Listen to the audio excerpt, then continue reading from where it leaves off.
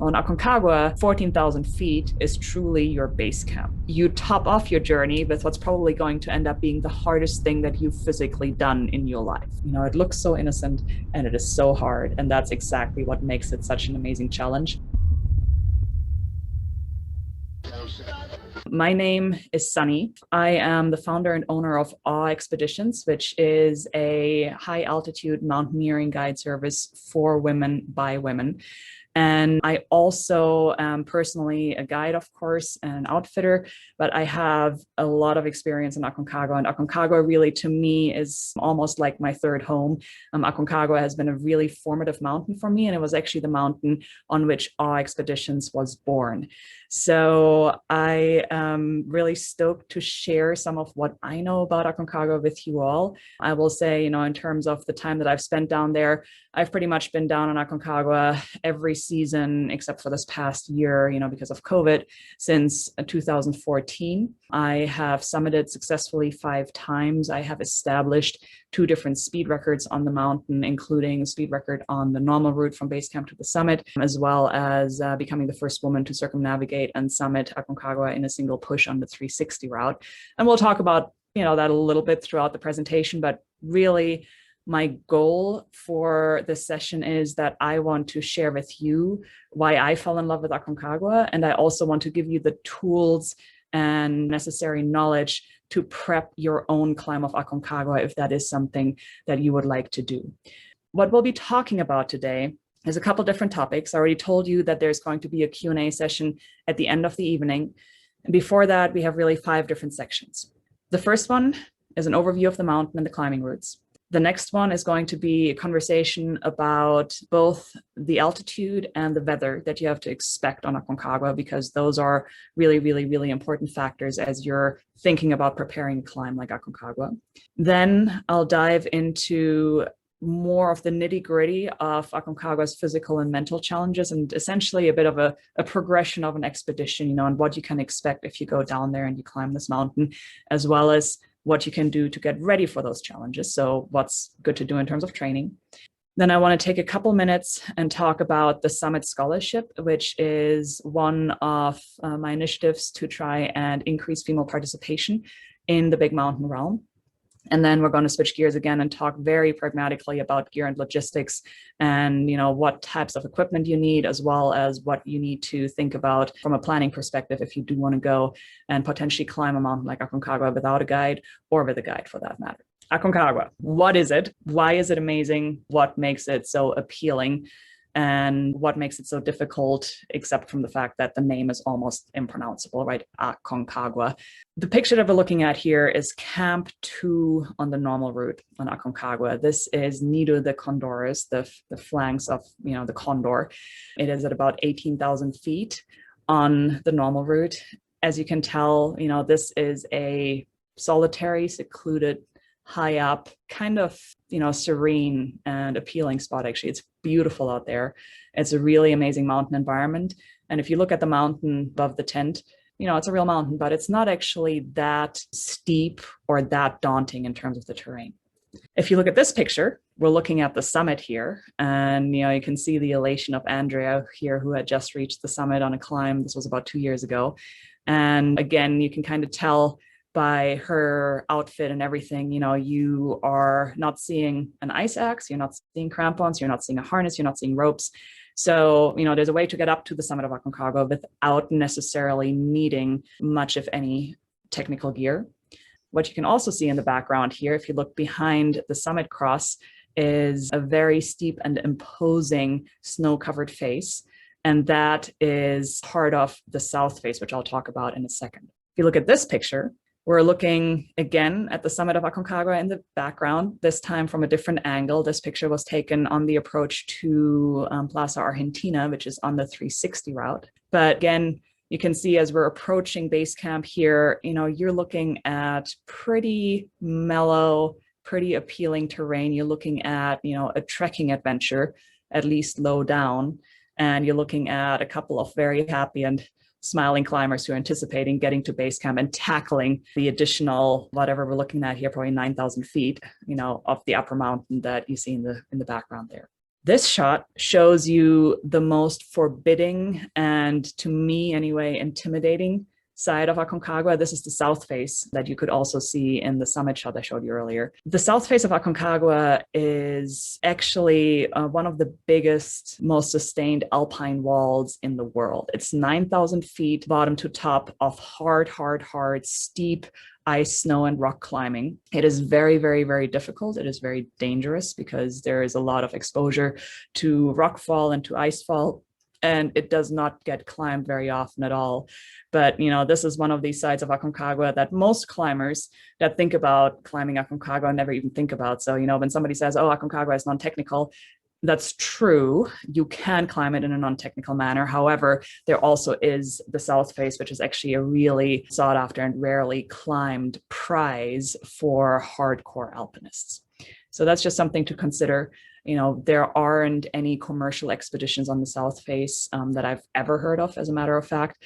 That said, if you climb the normal route on Aconcagua, it is custom to hike up to the base of the South Face and take a good look at it for acclimatization. And by the way, in this picture, we're at about 14,000 feet here. And so, you're standing at 14,000 feet and you still have 9,000 feet of straight up ice and rock to get to the summit at almost 23,000 feet. So, to me, that's always mind blowing when I get there and I get to take a look at the South Face. It's just, it's larger than you can imagine and more daunting and intimidating than, a picture makes it look like. Aconcagua is in Argentina. It is on the border of Argentina and Chile, as a matter of fact. It's in the Andes. It stands 22,838 feet tall. It is the second tallest of the 7 summits.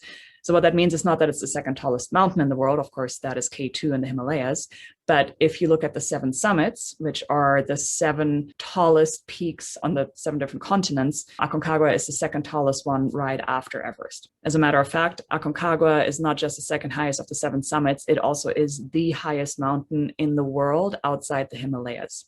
So it is the roof of the Americas and is the highest mountain in the Western and the Southern Hemisphere. What we're looking at here is a picture of Aconcagua from the air. If you decide to travel to Argentina to try and climb Aconcagua, you might actually get to see this view because a lot of international climbers arrive by taking a flight to Santiago de Chile and then taking a puddle jumper across the Andes. It's just a short 1-hour flight to go from Santiago to Mendoza, which is where all of the climbs are based out of. I took this picture while being on such a puddle jumper flight across the Andes. I got really lucky. We had a great flight path for me to get the picture and I was in the right spot and there were no clouds. But, you're looking at the mountain here in the upper left of the picture, and what you're looking at prominently is first and foremost the south face. But this shot also gives you a really good idea of what the different routes of the mountain are. We just talked about that south face and the acclimatization hike that a lot of people take if they climb the normal route. That's what this white line is showing you right here. What you can see is that just out of view here on the bottom right, you have the highway essentially. And you enter the park, you hike up this long valley, and then, you make the side trip to the south face to go and take a look at the topography and get a dose of humility from Aconcagua before you even get to base camp and try to climb the mountain. If you do the normal route, after this acclimatization hike, you then continue on to base camp. And base camp essentially takes you up this valley here on the southwest side of the mountain. You just follow a really long glacial valley for about 15 miles or so until you reach base camp at the left edge of the image here. And base camp is where everything changes and the real expedition climbing begins, but we'll talk about that in a second. That side is the normal route. If you make it to the summit, you celebrate, you're stoked, you come back down to the same base camp that you had started from, and then you hike back out the same way that you had come in. There's one other route on Aconcagua that is equally non-technical as the normal route, and that route is called the 360 route. It's called the 360 because it circumnavigates the mountain. So rather than going in and out along the normal route or the Horcones Valley, which is this, southwest aspect here, the 360 route approaches along the Vacas Valley, and you essentially have, very similar nature as the normal route. You're a little bit more remote, you're a little bit more rugged, you have, slightly more challenging river crossings on the approach, but it's pretty much comparable expedition, except that in order to complete an itinerary on the 360 route, the plan is essentially that you hike in from the east, you climb the backside of the mountain here, you climb up to Camp 3. From Camp 3, you go to the summit. And then once you're done with the summit, you come down on the west side and you descend along the normal route. So that's what makes it the 360, right? That's what makes it a loop. And so that means that if you are a climber and you're wanting to do this and you start struggling with acclimatization or altitude or, the cold exposure, whatever it may be, the only way for you to complete the 360 route, even if you can't make it to the summit, is you still have to make it to Camp 3 to go up and over and then come back down the normal route. So Camp 3 is at 19,000 feet. So that means, in order to have a successful just completion of your itinerary on the 360 route, you have to make it up and over essentially. Otherwise, you're forced to, backtrack, head back out the same way that you came in, which is actually pretty logistically complicated. If you're on the normal route, the logistics that are set up in such a way that push in from the southwest here, and then you push as high on the mountain as you can. If you do run into trouble, you end up just coming back down and backtracking this direction on the normal route. So that's something to consider as you might be thinking about if you want to climb the mountain, which route you want to choose, what sounds more alluring to you. The character of the two routes is somewhat comparable. The 360 is a little bit more remote, so you will find more solitude and more ruggedness. I personally think it's slightly more beautiful. However, it also makes your logistics and kind of your challenge a little bit more complicated, and there's more follow through involved. That said, if you look at Aconcagua overall, so we said it's 22,838 feet, and we have these two non-technical routes, the normal route and the 360 route. The question is, what makes Aconcagua so hard? If you look at the statistics, the normal route for the round trip, you're looking at about 42 miles. You're looking at roughly 13,500 feet of ascent net, and you typically do that in 14 to 16 days on the mountain. So if you do the math, it actually doesn't sound that bad, right? You do the math and you're looking at somewhere just under 3 miles a day on average and right around 1,000 feet of climbing. Doesn't sound that hard, right? Same for the 360. The 360 is slightly longer. It's 64 miles and 15,000 feet of ascent. You typically spend an extra day compared to the normal route. But again, it comes out to 3 to 4 miles a day, about 1,000 feet of climbing a day. Like, what's so hard about it? Why is Aconcagua such a difficult challenge? And why is it so frequently underestimated? And the answers are somewhat straightforward. To me, it really comes down to two factors. One of them is the altitude, and the other one is extreme weather. Because Aconcagua has these non-technical routes that take you all the way to the summit, where in a dry year, you may not even need crampons and ice axe. In a regular year, you'll need crampons and ice axe, but you don't need a rope, you don't need harnesses, you don't need ice screws, there's no steep climbing. So because there are these non-technical routes that take you all the way to the summit, people frequently think, oh, well, it can't be that bad. Hiked 14ers before, I've maybe hiked Kilimanjaro before, whatever it is, I know it's hard. I know, being at altitude is not that easy, but it can't be that bad, right? Well, the answer is it's actually really bad on Aconcagua. I'll talk about the altitude factor in a second, but let's talk about weather first. And let's take a look here at an actual forecast that I just pulled of Mountain Forecast, 2-3 days ago. If you orient yourself a little bit to what's on the page here, this forecast is what you live and die by essentially as you're attempting to summit Aconcagua. And there are two things that you really want to pay attention to. One of them is the wind speeds, right here kind of in the middle of the screen. And you can see for this entire time window that I'm looking at, we have wind speeds between 20 and 40 miles an hour essentially, which is pretty typical for the summit. It's pretty normal. It's really hard to try and summit in 30, 35, 40 mile an hour winds. There are storms that come through that will bring those wind speeds up to 60, 70, 80 miles an hour, in which case there is not a chance anywhere that you will make it up to the summit and safely back down. But even here, like the 20 mile an hour kind of realm, that's still more wind than I personally would love for a summit day. But this is the type of day where I'd say, like, the morning of the 17th, this looks like a summit window. Let's try and go for it.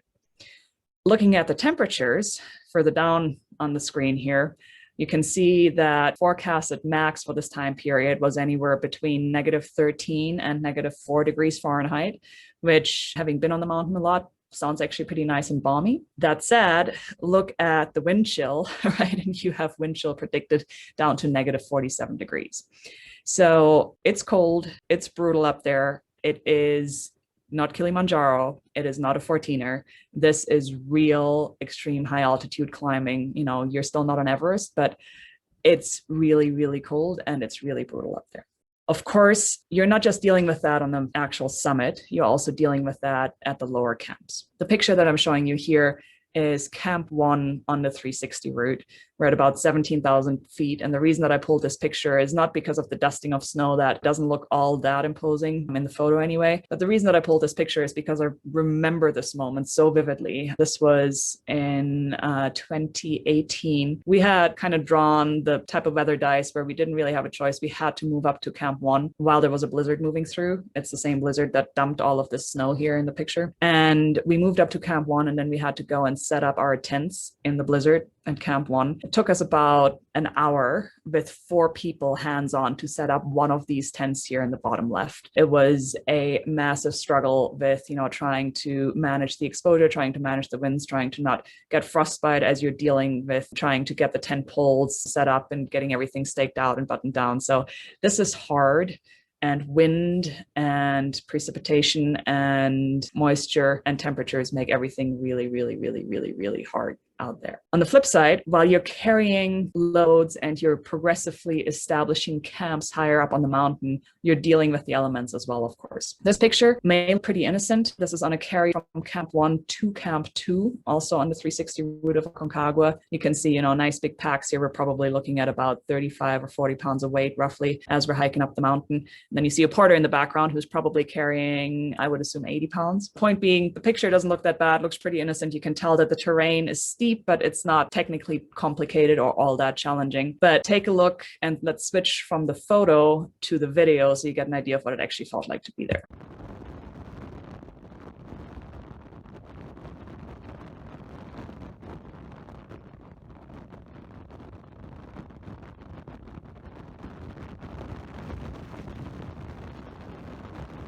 This was a nice day on Aconcagua. It wasn't bad at all. And that's just what you're dealing with day in, day out, and what you have to be ready for. You're always, always, always trying to manage the elements. You're also doing that at night. You know, you're still managing, trying to get good rest while it's cold. You're trying to just deal with, you know, getting sleep at altitude. And it's just this eternal struggle trying to rest up, get comfortable, and not overexert yourself as you're prepping for the summit. Let's switch from talking about the elements to talking about altitude for a minute. What we're looking at here is base camp on the normal route. This is at 14,000 feet. And the reason that this is significant is that, again, you know, this is base camp. And it's base camp at 14,000. If you're climbing 8,000 meter peaks in the Himalayas, that's just kind of expected if you're going to be high up from the very start and that you have to deal with high altitude, even as you're resting or you're getting set up to climb. But for a lot of people who use Aconcagua as a gateway peak, essentially, into extreme high altitude and who haven't had the experience before of being up that high, you know, 14,000 feet is kind of that magical line where you may have hiked 14ers before and, you know, pushed to 14,000 feet for the summit, or you may have done Kilimanjaro before, in which case 14,000 feet is your high camp. You know, that's where you're sleeping the very last night and just that one night before you push to the summit. On Aconcagua, 14,000 feet is truly your base camp. That is your luxury, that is your rest, that is your rich, thick air, that is where you come back to if you get beat down by the upper mountain. And it's not that easy. Sleeping at 14,000, if you've never done it before, it is not that easy. It takes your body time to adapt. It takes a lot of time to acclimatize, and you can't speed that up. Altitude gets worse, higher up you go. What you're looking at here is Karen, one of my friends and climbers from a couple of years ago, sitting at the base of the Canaleta. The Canaleta is this infamous stretch that's essentially the last 800 feet to the summit. You can actually see the summit in the background here, you know, right in the center of the picture. And as I said, it's about 800 vertical feet from where Karen is sitting to the summit. And it takes most people between 1.5 and 2.5 hours to go and climb that stretch because it is that hard.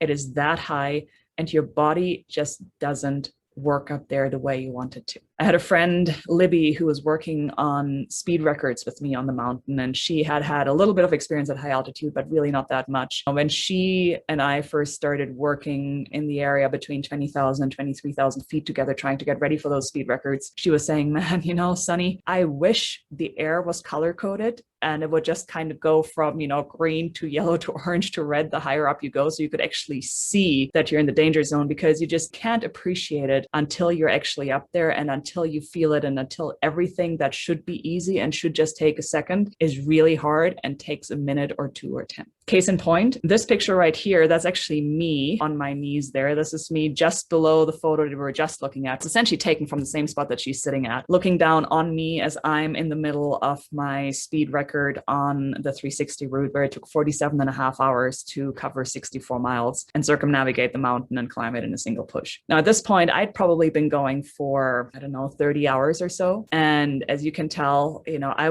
wasn't far from the summit at this point. I was less than a quarter mile from the summit, and I was still about an hour and a half or so out. I felt terrible. It was so hard. I felt so weak. I was struggling so badly. I was still moving way faster than pretty much any of the other climbers that were on the mountain.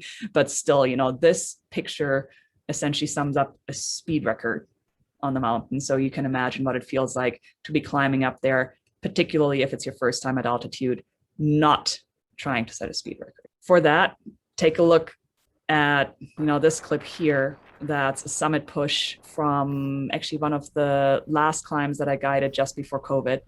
This is Andrea here looking at the camera, and then Lucci right behind her. And what these two are doing right now is essentially the equivalent of a high altitude sprint. They're moving super fast. And this is where Andrea is realizing that she can't possibly keep up that pace, and then proceeded to take a good long break, because that was a really, really, really fast segment that she walked right there. But yeah, this right here, this is probably faster than I was moving on any speed record. What makes the altitude so difficult and, such a bigger deal, by the way, on Aconcagua than it is on a number of other peaks, particularly the Himalayas, by the way, is that Aconcagua is really far south, right? It's much farther removed from the equator than the Himalayan high altitude peaks.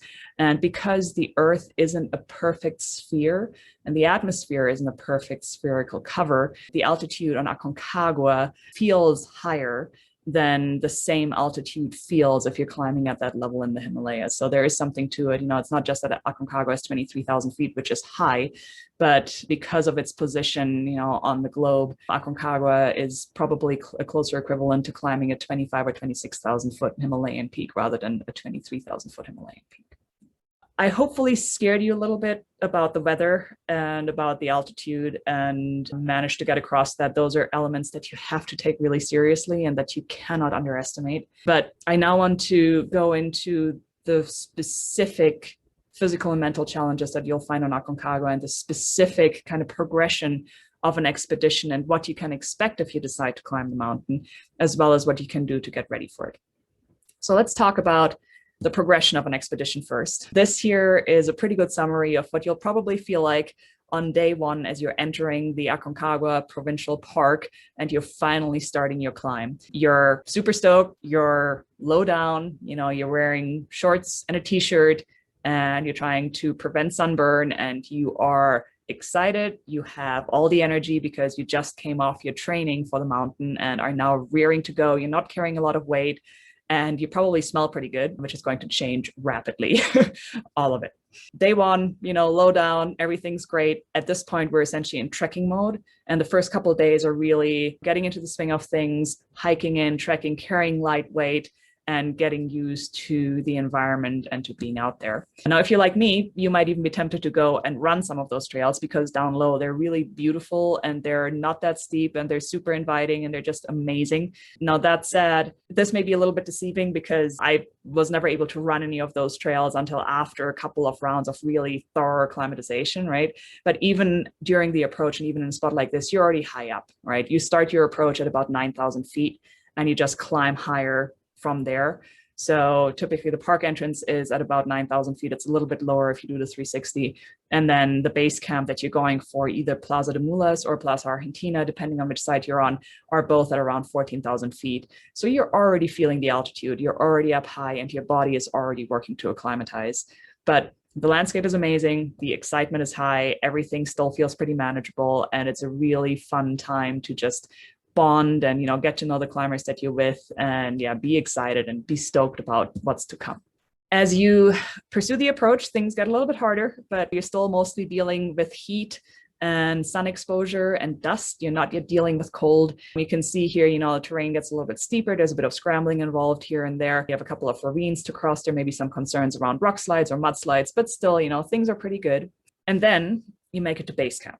This is base camp, again, on the normal route, which is Plaza de Mulas, the place of the mules. It's called Place of the Mules because this is how high the mules go that carry climbers' gear. No matter if you approach from the 360 route or from the normal route, up to base camp, you don't have to carry all of your climbing gear up to base camp unless you choose to do so. But having done that once, I would absolutely not recommend it. I would highly recommend always using mules. Typically, you'll have 30 to 60 kgs of mule gear that's getting carried to base camp for you. So all that you have to carry with you is your personal layers, sunscreen, water, snacks for the day. And that's pretty much it. Once you get to base camp, Plaza de Mulas, things change. The mules go away and you switch from trekking and backpacking to expedition climbing. As you head above base camp, this becomes your new reality. All of a sudden you switch from a light pack to a really heavy pack. Typically it's at about 35 to 40 pounds. Sometimes more. You also switch from covering relatively long distances with mellow elevation gain to covering very short distances with a lot of elevation gain. So as an example, to go from base camp to camp 1 on the normal route, you are looking at about 1.5 miles of distance, but close to 3,000 feet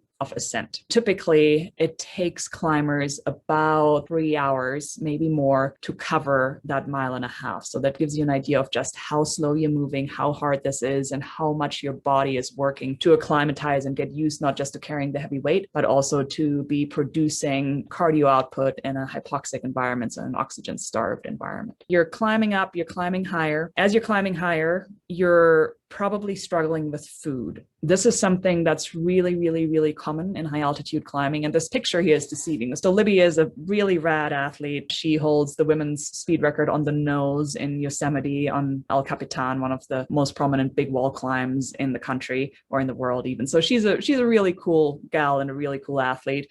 And this picture is completely fake with her smile because she was a terrible eater and she hated eating freeze-dried food, which is what she has in her lap here. But the reason that I included it, I wanted to just drive home the point. Food is really, really, really, really important on the mountain. You have to fuel in order to give your body the energy that it needs to get yourself and your gear up to camp 3 and get into position to try and make a push for the summit. Getting enough calories up there is really hard. Most of us lose our appetite the higher we climb. That's just a side effect of altitude. That's really unfortunate. And then of course, you only have so much ability to take food that really, really, really appeals to you. So you got to figure out what type of snacks work for you, what type of freeze-dried or easy to make meals work for you, stuff that, isn't perishable, that can be carried easily, that is really nutrient dense. And then you got to figure out how to pack more calories into it because it's just impossible to give your body as much as it needs on a climb like this. When I first climbed Aconcagua on my own in 2014, I think I burned 8,000 calories on summit day, according to my watch. And I also lost 18 pounds in 18 days because I just couldn't keep up with the calorie needs that you have putting out this type of work. To some people that may sound like, oh, great, this is a free high altitude diet. That's fantastic. I'll come back ripped and cut. And yes, you will lose weight, but that's not a good thing on a mountain like this. It's like the more you can eat, the better your summit chances are. This is not a time to pursue weight loss. It's going to be happening anyway. This is a time to figure out how you can give your body as many calories as humanly possible. The other challenge that you're going to be facing up there, other than all the heavy carrying and the elements and the food intake, is rest and recovery. What we're looking at here is Camp 3, which is, very romantically or poetically called Camp Cholera. This camp is at 19,300 feet. This is the traditional starting point for the summit bit. It's incredibly hard to get rest up there. You're hypoxic, your oxygen saturations are low. A lot of people end up developing a high altitude cough actually before they get up there, just from the cold and the dryness and the dust. It's just hard. You're at altitude, you're feeling it, you have a headache, you're nauseous, you're not sleeping well, your body isn't recovering. And so, you now have the perfect storm essentially where you're exerting yourself massively day after day after day after day. You struggle to get as many calories into your system as you need. You're dealing with the altitude and you can't really rest and recover from day to day because it's hard to get sleep and because your body is fighting to try and acclimatize. And you do that for about 10 days to get into position for a summit bid. And then after that, you top off your journey with what's probably going to end up being the hardest thing that you've physically done in your life. For some people, that statement may not be true, right? There are things that are harder than Summit Day on Aconcagua, for sure. That said, I've had several Ironman triathletes who've done full Ironman before, as well as several ultra runners who've done full 100-mile ultra marathons before, who all said that the Summit Day on Aconcagua was the hardest thing that they had done. At this point, if you've made it this far, you've made it to Camp 3, you've been able to fight through all of this, and you're now pushing for the summit. Hopefully, you'll be strong enough and you will have eaten enough and you will have recovered enough on those fitful nights of sleep in between to make it to the summit and get all the way up to almost 23,000 feet. And hopefully, this will not be you lying flat on your back, because the summit, of course, is only halfway. Right? This is how people get themselves in trouble, because they push for the summit without thinking about the fact that they have to get back down and that the summit is really not the ultimate goal. The ultimate goal is to get back and to have a good time and to be safe. Question that I would ask them is, if that's the reality that you're facing on Aconcagua, how can you prepare for it? And to me, there are three elements here that I want to talk about. In turn, you can tell already that the first one is physical training because it's already on the screen. But before I talk about the training, I do want to say this. I'm trying to convey how difficult and how challenging and how serious Aconcagua is, because it really is. And it isn't a frequently underestimated mountain. There are a lot of people who don't make the summit. The summit success rates are typically anywhere between 40 and 65%, depending on the season. But it is achievable as well. Right? To me, when I climbed Aconcagua in 2014, I wasn't an athlete. I wasn't a guide for mountaineering at the time. I was already a backcountry guide, but not backpacking, not mountaineering. This was incredibly hard and incredibly challenging, but it was possible and it was achievable. In general, I feel very strongly that Aconcagua is one of those mountains where if you read about it, you hear stories about it, you do a webinar like this about it, and you look at everything that you learn, and you're like, wow, that looks really hard, but that also looks really cool. And I'm not sure that I could do it. Chances are, if you want to do it, you can, but you got to take it seriously and you got to prepare for it. So with that, let's talk about the physical training. Really, the easiest thing that I can say here is, if you're thinking about how to prepare physically for Aconcagua, look at the uphill athlete. I'm mentioning the uphill athlete because it is the gold standard for mountaineering training. And this is what a lot of elite mountain athletes use to train. The uphill athlete is just the best that you can find if you're trying to come up with a training plan that is specific to preparing a big mountain expedition. That can be for Aconcagua, it can be for Everest, it can be for Denali, it can be for smaller peaks, it can be, for more technical climbs. So if you don't want to spend the time to look at the uphill athlete and you're just saying, okay, come on, Sunny, tell me what I actually need to do to get ready for something like this, right? The answer is pretty straightforward. It is long, slow cardio and strength training. And you need both of those because you are carrying really heavy weights and you're demanding a lot from your body. So the strength is important. The long, slow cardio is really important because you have this continuous kind of mid-level effort on Aconcagua for a full 2 weeks, essentially. That's then topped off by a really hard, kind of moderate to high level effort for Summit Day. The only way to train that is to put in the time and do lots of either slow running or cycling or rowing or, backpacking is actually a really great preparation for Aconcagua. That's a really good thing to do. I got backpacking on here in the bullet point as well as climbing lesser peaks. So, if you've never done a mountain before, Aconcagua probably is not a good one to start with because it will make you cry. But if you have done some mountains before, and if you have the ability to go and tackle a couple of 14ers, or if you potentially, have the ability to go and say climb Kilimanjaro or, climb in the mountains of Peru or wherever it may be, or in the Himalayas, on the lower 6,000 meter peaks, that's really good preparation as well to help you get ready for the physical demands that you're going to have to expect. Physical training is only half of it, though. Actually, it's not even half, it's maybe a third, if that. You have to be really fit to do something like Aconcagua. However, you also have to get ready for the altitude. And this is something that is non-negotiable. So it doesn't really matter how fit you are. You know, being fit is a threshold requirement. You have to be fit.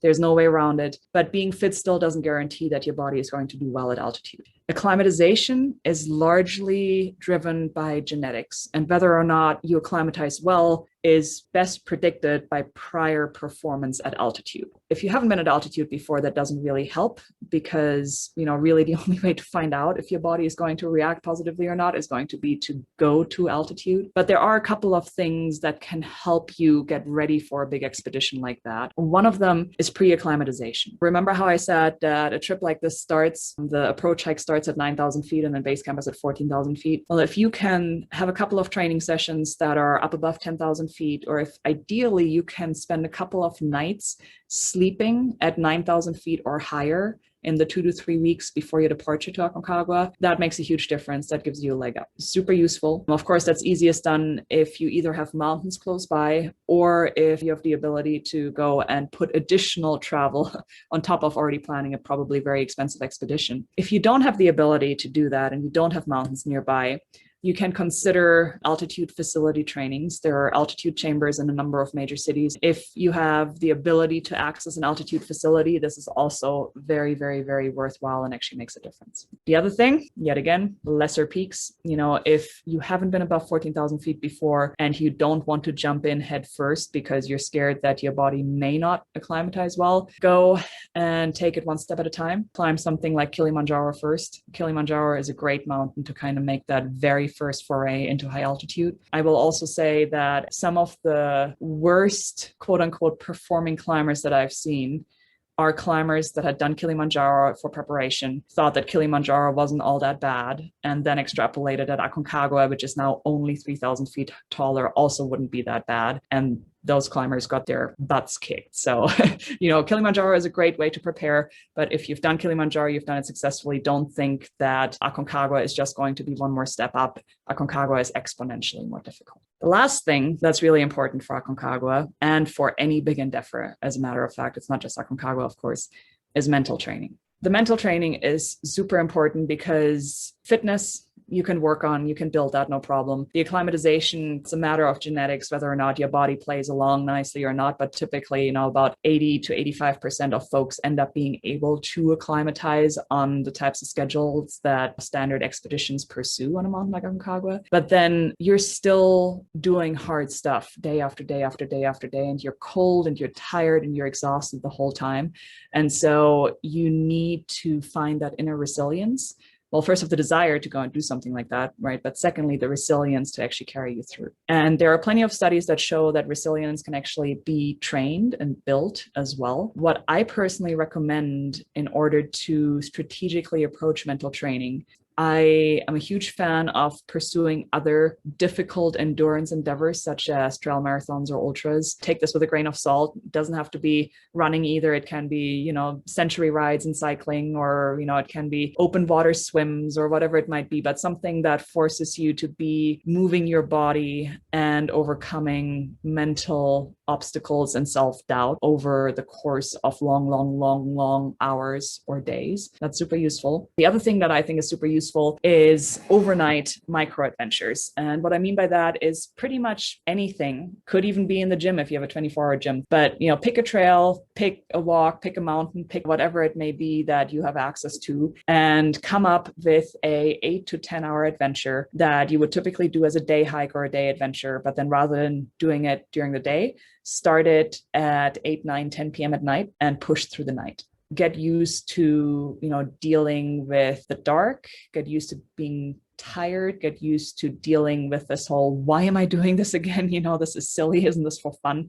Get used to kind of working through those mental obstacles of saying, I'm not quite sure what I'm doing here. I'm not sure I really want to be there. And, you know, then push through and find that inner confidence in yourself that tells you, yes, actually, I am doing this. I'm doing it for a purpose and I still want to be here. The last thing on the mental training part that I'll also say is, again, lesser peaks are a great way to get ready. I've said it before, something like Kilimanjaro, Himalayas, other spots in the Andes, Peru, Bolivia, Ecuador, whatever it might be, climbing a bunch of 14ers, all of that is really helpful from the mental training perspective as well. And to me, the mental element and the psychological transformation that I personally have been able to find up there, and that I've also observed in others and in my climbing teams, that to me is really the reason why mountaineering is such an amazing activity and such an amazing pursuit, and also why it's in a way such an addictive endeavor. In the end, it's not about the mountain, it's not about the summit, it's not about the climbing, it's about the experience, and it's about the self-discovery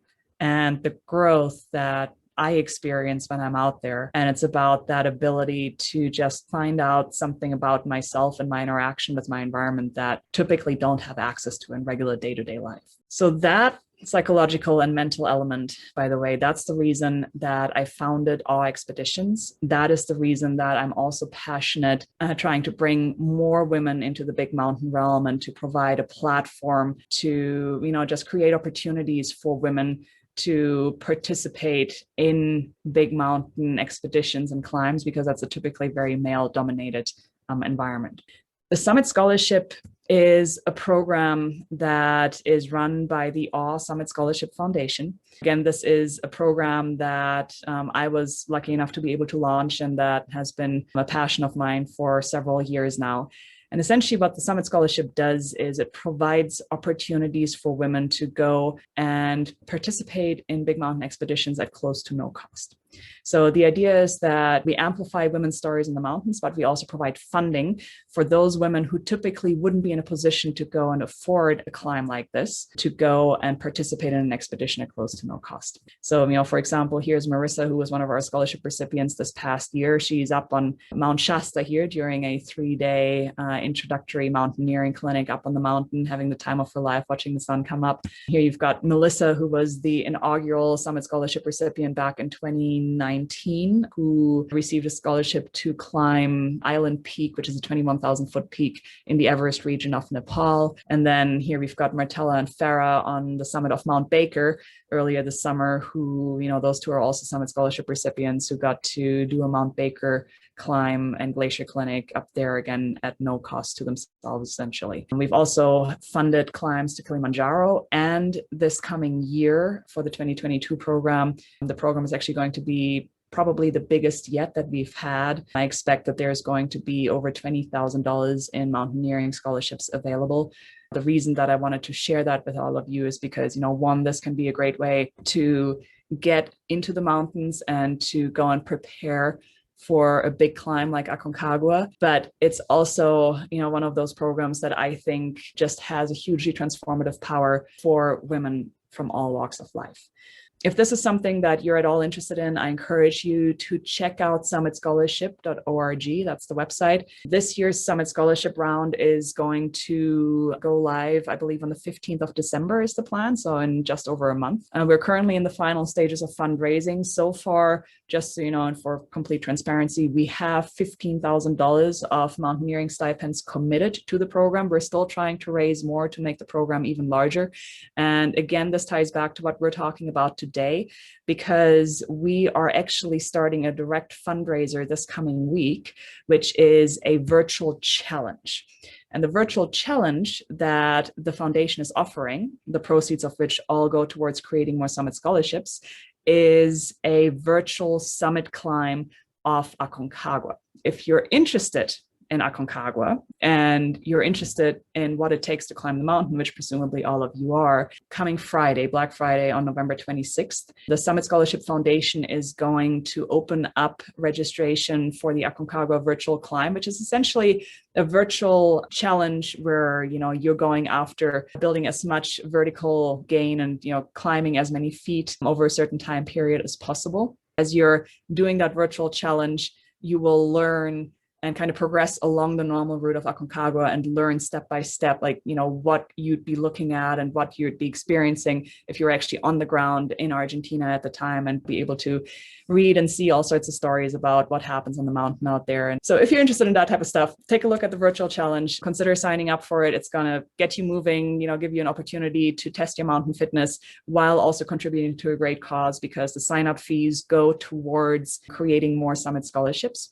And the sign-up fee is going to be $25. By the way, 57 hours has been amazing enough to say that anybody from this webinar or anybody, who learns about the virtual challenge through 57 hours and who uses the code 57 hours when they sign up. For anybody who joins the virtual challenge that way, 57 hours is going to pledge $5.70 in additional fundraising and an additional donation to the Summit Scholarship Program. So again, if you're interested in Aconcagua, if you love the idea of doing a virtual challenge, or if you've never done one before and you're interested in finding out what it's all about, keep an eye on this, and it's going to go live here Friday in a week, so just about 8 days from now.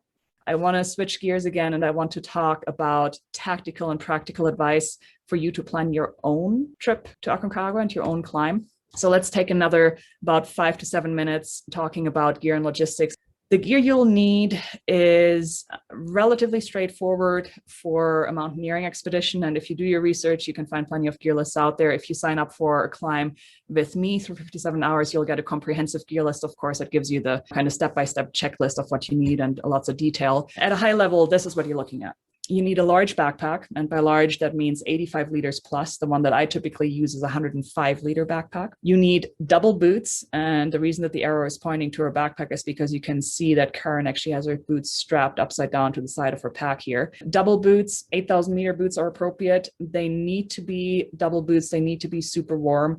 You're moving slow up there. The temperatures are brutal, as you could see in the weather forecast earlier, down to negative 45, 50-degree wind chill. So you need really warm boots. Those can be rented on location in Mendoza. If you're looking to buy them, you need to budget for them, because typically a boot like that runs between $800 and $1,200. So this is a pretty major gear item. But again, as I said, there's plenty of spaces and spots in Mendoza where you can rent them. You also need an ice axe and crampons. There are some seasons where you can actually get away without ice axe and crampons on the upper mountain, but you're never going to know that until you're in position for the summit bid. And it would really suck if you made it all the way to Camp 3 and then couldn't try for the summit because you didn't have the right gear. So ice axe and crampons are always mandatory for a climb like this. You need expedition weight down gear and attire in general. So, big fat base camp down jacket, warm pants, down pants, as well as regular soft shell pants. You need really, really warm gloves, double gloves or mittens, kind of, the usual stuff that you think about when you think about climbing Everest as well. You need wide mouth Nalgene bottles. The reason that I point this out is because it seems so minor, but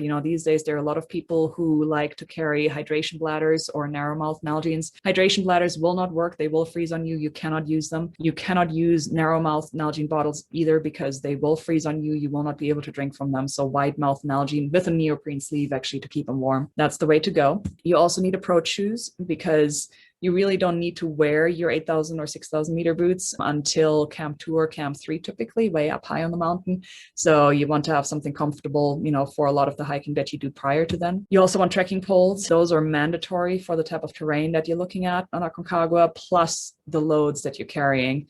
Trying to hike without poles it's pretty much impossible, and it's not something that I would try to prove otherwise. And then you're also looking for good protective head, face, and eyewear. So you need glacier glasses. Even though you're not climbing on a glacier, you're so high up and the UV radiation is so strong up there, you need really good category 4 glacier glasses.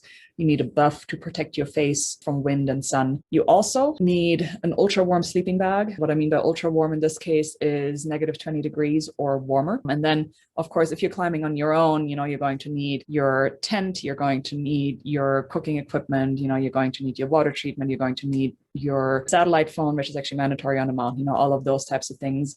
If you're climbing with me or another guide, then you don't have to provide those items because that's taken care of in your expedition. Logistically speaking, a couple things that you should know. One of them is that the climbing season on Aconcagua is really well defined. You can't just go and climb Aconcagua any time of the year. The park is only open to climbing between November 15th and March 15th. In a typical year. This year, actually, it's only open in January and February, from Jan 1 through Feb 15 because of COVID. But typically, you can climb between November 15 and March 15. There are climbing permits for climbing Aconcagua, and they vary in cost depending on when specifically you climb, which route you choose, and whether or not you choose logistics support. The most expensive climbing permit that you could pick is the 360 route, It's more expensive, unfortunately, than the normal route. In high season, which is typically considered December and January, and without local logistics support, which may sound counterintuitive, but when you think about it, it's actually not. The park is trying very hard to incentivize climbers to either go with a guide or at least go with a local logistics provider that, offers mule transport and base camp services and stuff like that. So if you don't hire those services, you actually get penalized and you have to pay about 20% upcharge on your climbing permit because they really, really, really, really don't want you to go unsupported. I did that once in 2014, and having done it once, I will say that I cannot recommend it, even though it is possible.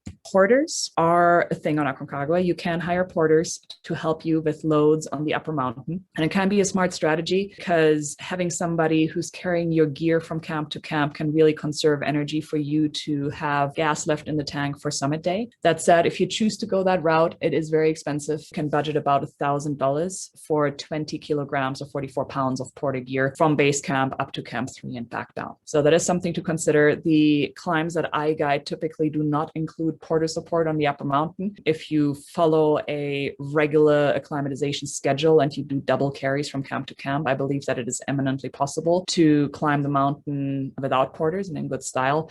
But, if you do it without porters, you have to be prepared to essentially be carrying 35 pounds from camp to camp on every single day and to be packing very light in order to achieve that.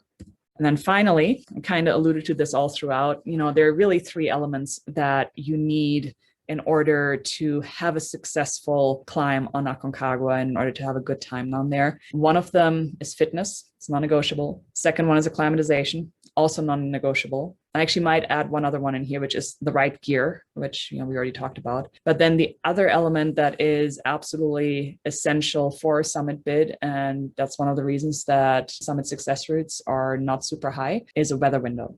Without a weather window, you cannot go and summit Aconcagua. It is physically not possible. Because of that, good expeditions will allow extra time for solid acclimatization, and they will allow extra time and possible buffer days for bad weather, because you just cannot predict when that weather window is going to come. And if the weather window is, 3 or 4 days before you're ready and you're acclimatized for the summit, you can't rush it. You're not going to be able to push it. So you really have to be flexible, and you have to be able to roll with the punches on a mountain like Aconcagua.